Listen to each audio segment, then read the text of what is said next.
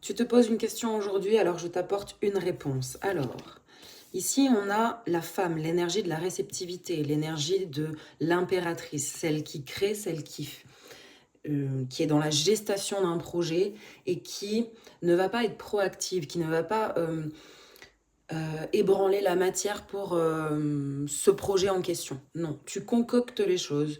Tu es dans une forme d'intuition et de réceptivité qui va te permettre d'avancer.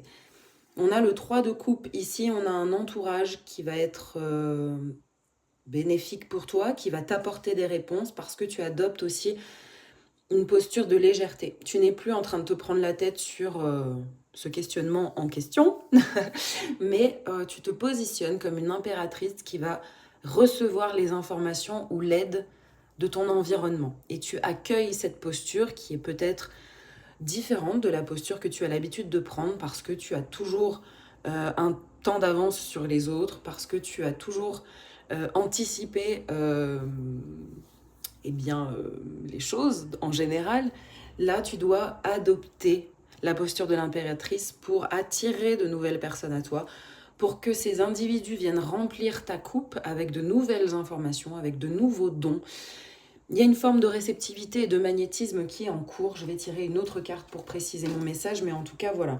Aujourd'hui, on ne bataille plus dans la matière, on accepte d'être cette réceptivité, d'être dans le magnétisme. Et on ne se pose plus de questions, on arrête d'être incisif aussi au niveau du mental. Là, tout se passe au niveau du cœur, tout se passe au niveau de cette énergie vitale qui est le cœur, qui est le chakra du cœur et qui du coup va déployer une énergie extrêmement magnétique. Jusqu'à présent, tu étais dans cette posture du page d'épée, qui est extrêmement curieux, qui est extrêmement proactif, qui apprend beaucoup de choses. On stoppe le mental, les amis. On est incarné en tant qu'impératrice et on accueille les nouveautés dans son système. Et on laisse aussi les autres apporter des réponses et des solutions. On n'est pas obligé de tout solutionner aujourd'hui. Bisous!